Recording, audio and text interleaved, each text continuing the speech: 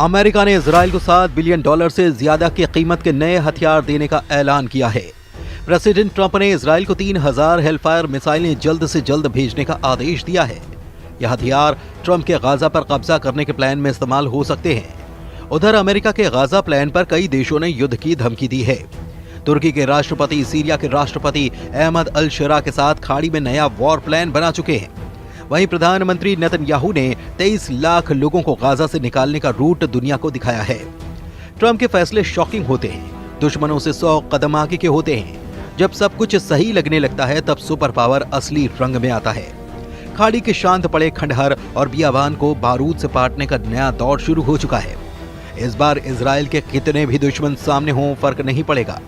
राष्ट्रपति ने साफ कर दिया है कि गाजा के पुनर्निर्माण के लिए लोगों को बाहर निकालने की जरूरत है, क्योंकि गाजा विध्वंस की जमीन है। ये किसी भी इंसान के रहने लायक नहीं है।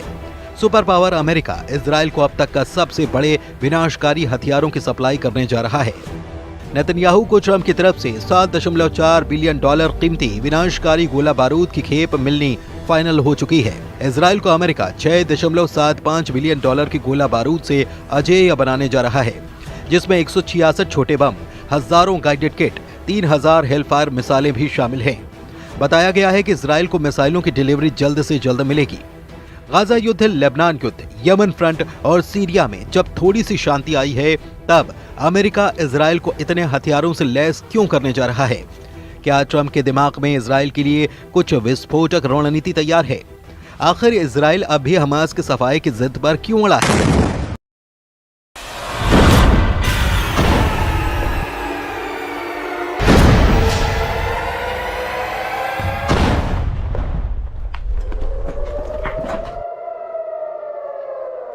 नेतन्याहू का मिशन नकबा क्या है?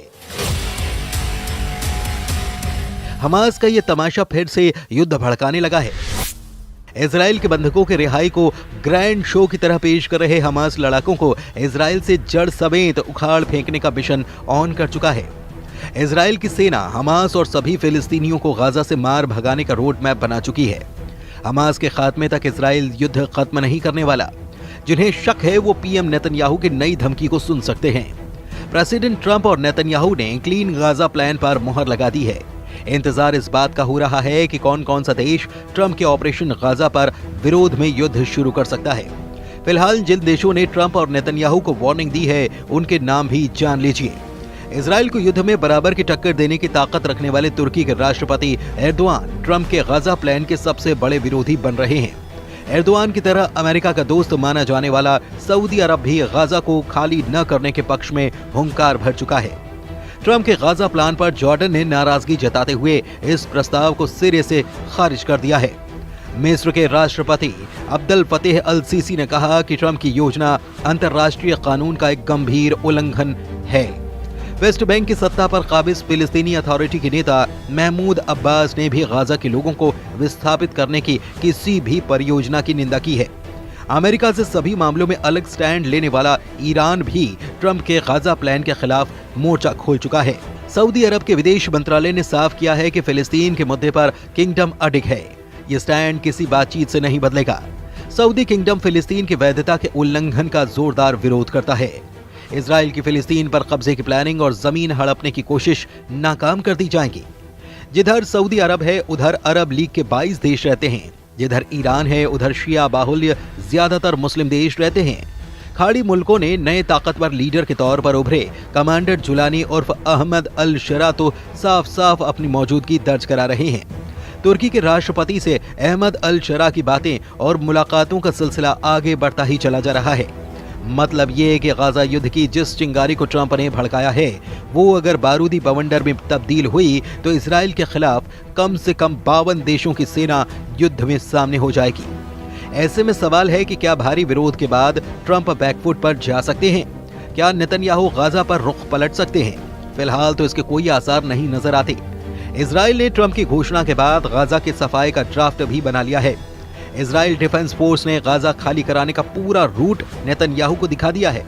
इजराइल के एक अधिकारी के मुताबिक डोनाल्ड ट्रंप के प्रस्ताव के बाद एक एक्शन प्लान भी तैयार करने का आदेश दिया गया है। और इसके तहत गाजा में रहने वाले लोगों को बाहर निकालने और किसी दूसरी जगह पर भेजने के लिए एक प्लान बनाया जा रहा है। इस दौरान गाजा का पुनर्निर्माण किया जाएगा।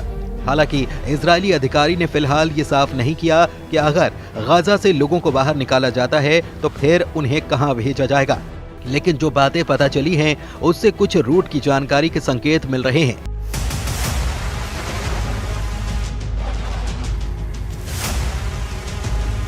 गाजा पट्टी और इजराइल के बीच 5 जमीनी क्रॉसिंग हैं। शुरुआती योजना के मुताबिक इन 5 पॉइंट से गाजा पट्टी के लोगों को बाहर निकाला जाएगा। इसके बाद लोगों को बस से करीब 250 किलोमीटर दूर रेमन एयरपोर्ट या फिर अशदोद बंदरगाह तक ले जाया जाएगा। यहां पहुंचने के बाद फिलिस्तीनी नागरिकों को आगे किसी देश में भेजा जाएगा, लेकिन वो देश कौन सा होगा फिलहाल इसका खुलासा नहीं किया गया है।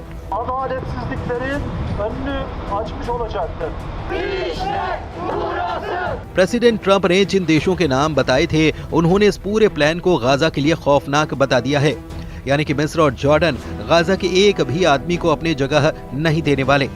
अरब मीडिया में जॉर्डन के विदेश मंत्री की धमकी की जानकारी दी गई है, जिसमें उन्होंने कहा कि अगर जॉर्डन में फिलिस्तीनियों को जबरन विस्थापित करने की कोशिश की गई तो जॉर्डन पूरी ताकत से सामना करेगा।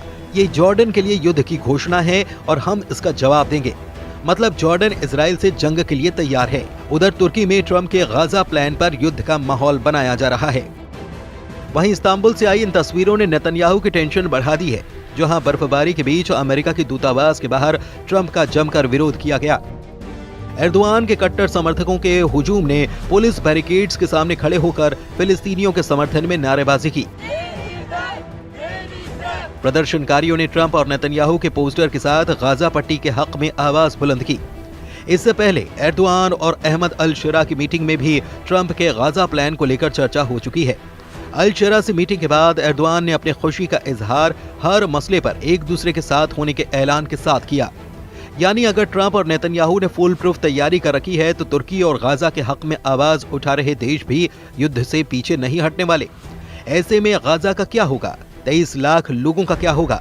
क्या गाजा फिर से 1948 का नकबा झेलने जा रहा है? फिलहाल गाजा का हर आदमी अपने घर से बाहर है, अपने ही इलाके में शरणार्थी है। गाजा की 23 लाख की आबादी में से 90% लोग विस्थापित हैं। कौन किस हाल में रह रहा है ये तस्वीरें बखूबी बयां कर रही हैं। खान यूनिस के इलाके में हजारों लोग अस्थायी टेंट में रहने के लिए मजबूर हैं। तेज हवाएं और बारिश इन तंबुओं को उखाड़ती हैं, नुकसान पहुंचाती हैं, लेकिन लोग फिर जैसे तैसे मरम्मत करके उन्हीं में रहने के लिए मजबूर हैं। कई बार लोग रात भर नहीं सो पाते। युद्ध विराम के बाद भी बमबारी यहाँ बंद नहीं हुई। भूखमरी और मौसम की मार ने गाजा को मृत्यु लोक में तब्दील कर दिया है। फिर भी लोग अपनी जमीन से बेदखल होने के लिए तैयार नहीं हैं। 77 बरस पहले जैसी तबाही गाजा ने झेली, सब कुछ वैसा ही फिर से होने का खौफ यहाँ पर पसरा हुआ है। अमेरिका का गाजा में बढ़ता दखल कई खाड़ी मुल्कों की तबाही का सबब भी बन सकता है। इजराइल के लिए हर लिहाज से अब माहौल मन मुताबिक है। ट्रंप से व्हाइट हाउस में मीटिंग के बाद नेतन्याहू पूरी तरह कॉन्फिडेंस में लौट आए हैं। अमेरिका से लौटने के बाद नेतन्याहू ट्रंप के प्लान पर जल्द से जल्द अमल करना चाहते हैं। अब जब उन्हें 10 साल तक युद्ध लड़ने के हथियार मिल रहे हैं तो नेतन्याहू किसी के आगे आखिर झुके भी क्यों? लेकिन तुर्की इस पूरे समीकरण को बिगाड़ने का मादा रखता है। एर्दोआन आर्मी के पास दुनिया के सबसे घातक फाइटर ड्रोन हैं, रूस से मिले एयर डिफेंस सिस्टम हैं और तो और अमेरिका के दिए 100 एटम बम भी तुर्की के पास हैं। तुर्की के पास खाड़ी मुल्कों का नया जंगबाज कमांडर जुलानी भी है। तुर्की ने इजराइल के खिलाफ युद्ध शुरू किया तो फिर अमेरिका को भी खाड़ी में सेना उतारनी पड़ जाएगी और फिर ऐसा बारूदी घमासान होगा जिसका खात्मा परमाणु धमाके के बाद ही मुमकिन हो सकता है।